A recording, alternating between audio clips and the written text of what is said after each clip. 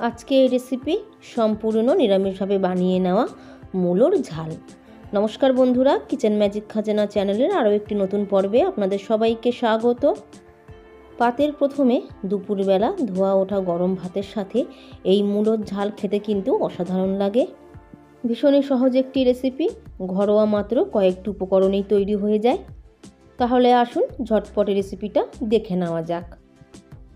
আমি এখানে একটা বাটির মধ্যে নিয়ে নিয়েছি একটা বেশ বড় দেখে লাল মূলোগুলো এইভাবে পাতলা পাতলা করে লম্বা করে কেটে নিয়েছি। আর এই রেসিপিটা বানানোর জন্য আপনারা লাল মূলোও নিতে পারেন কিংবা লাল মূলোর বদলে সাদা মূলোও নিতে পারেন। আর এই কেটে রাখা মূলোগুলো জল দিয়ে পরিষ্কার করে ধুয়ে নেওয়ার পর মূলোর বাটিটা সাইডে সরিয়ে রেখে এখানে নিয়ে নিয়েছি 2 রকমের মশলা। 1 চামচ কালো সর্ষে, 1 চা চামচ রাঁধুনি যদি আপনাদের হাতের কাছে না থাকে তাহলে শুধু সর্ষে দিয়েও কিন্তু এই রেসিপিটা আপনারা বানিয়ে নিতে পারেন। এবার দুটো মশলা একসাথে আমি শিলে বেটে নেব।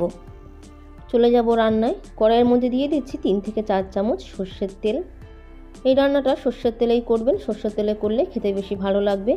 তেল কড়াইয়ের গায়ে ভালো করে ছড়িয়ে দেওয়ার পর তেল মাঝারি গরম হয়ে গেলে ফোড়নে দিয়ে দিলাম 1/2 টিস্পুন কালো জিরে, একটা মাঝখান দিয়ে কেটে নেওয়া শুকনো লঙ্কা। নেড়েচেড়ে ফোড়ন ভেজে নিয়ে ফোড়নের কালার একটু চেঞ্জ হয়ে গেলে এবার দিয়ে দেব টুকরো করে কেটে রাখা মূলো। আমি এখানে টুকরো করে কেটে রাখা মূলো ডাইরেক্ট তেলের মধ্যে দিয়ে দিলাম।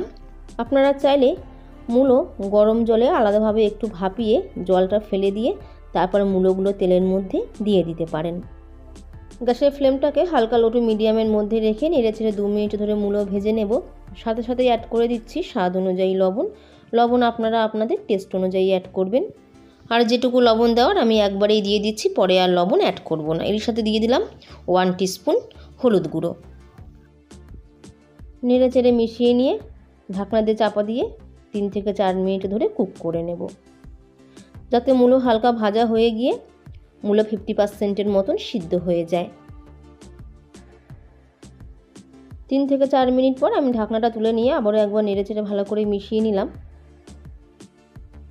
এই পর্যায়ে এবার আমি এর মধ্যে দিয়ে দেব বেটে রাখা রাঁধুনি আর কালো সর্ষে। সামান্য পরিমাণে জল দিয়ে রাঁধুনি আর কালো সর্ষে একদম মিহি করে বেটে নিয়েছি। এর সাথে দিয়ে দিলাম 2 ছোট করে কুচিয়ে নেওয়া কাঁচা লঙ্কা। আবারও একবার ভালো করে মিশিয়ে নিয়ে 1 মিনিট ধরে এইভাবে কুক করে নেব। 1 মিনিট পর এবার আমি এর মধ্যে দিয়ে দিচ্ছি 1 কাপ জল।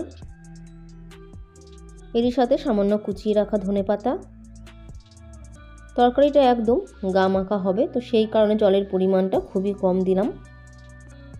নেড়েচেড়ে একটু মিশিয়ে নিয়ে ঢাকনা দিয়ে চাপা দিয়ে গ্যাসের ফ্লেমটা হালকা লো টু মিডিয়ামের মধ্যে রেখে 10 মিনিট ধরে কুক করে নেব। 7 থেকে 8 মিনিট পর আমি ঢাকনাটা তুলে নিচ্ছি। মূলোর ঝাল কিন্তু প্রায় হয়ে এসছে। আর মাঝখানে আমি 1 থেকে 2 বার ঢাকনা তুলে নেড়েচেড়ে ভালো করে মিশিয়ে নিয়েছিলাম।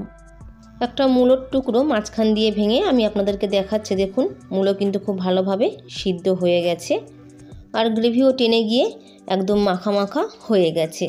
এই পর্যায়ে এবার আমি এর মধ্যে দিয়ে দিচ্ছি 1 টিস্পুন চিনি। চিনিটা অবশ্যই দেবেন, স্কিপ করবেন না। চিনিটা অ্যাড করলে মিষ্টি মিষ্টি হবে না, স্বাদের ব্যালেন্সটা ঠিক থাকবে। আর এই ধরনের তরকারিতে চিনি না দিলে কিন্তু খেতে ভালো লাগবে না। একটু মিশিয়ে নিয়ে সব শেষে দিয়ে দিলাম অল্প একটু কুচিয়ে রাখা ধনেপাতা। 1 মিনিট ধরে ফুটিয়ে গ্যাসের ফ্লেমটা বন্ধ করে দেব, যাতে চিনি মেল্ট হয়ে যায়। গ্যাসের ফ্লেমটাকে বন্ধ করে দেওয়ার পর সব শেষে এবার আমি এর মধ্যে দিয়ে দিচ্ছি 1 চামচ কাঁচা সর্ষের তেল। এবার ঢাকনা দিয়ে চাপা দিয়ে 5 মিনিটের জন্য স্ট্যান্ডিং টাইমে রাখবো, যাতে কাঁচা তেলের যে একটা ফ্লেভার আছে সেটা খুব ভালোভাবে মূলোর তরকারির সাথে মিশে যায়। 5 মিনিট পর এবার ঢাকনা তুলে দুপুরবেলা গরম ভাতের সাথে গরম গরম পরিবেশন করব। খুবই সাধারণ একটা রেসিপি, খেতে কিন্তু অসাধারণ হয়। আর আপনারা তো দেখলেনই খুবই কম মশলায় তৈরিও হয়ে যায়। বাচ্চা থেকে বড় সকলেরই খেতে খুব ভালো লাগবে। অনুরোধ রইল রেসিপিটা বাড়িতে অবশ্যই ট্রাই করবেন আর কমেন্ট বক্সে জানাতে ভুলবেন না কেমন হয়েছে।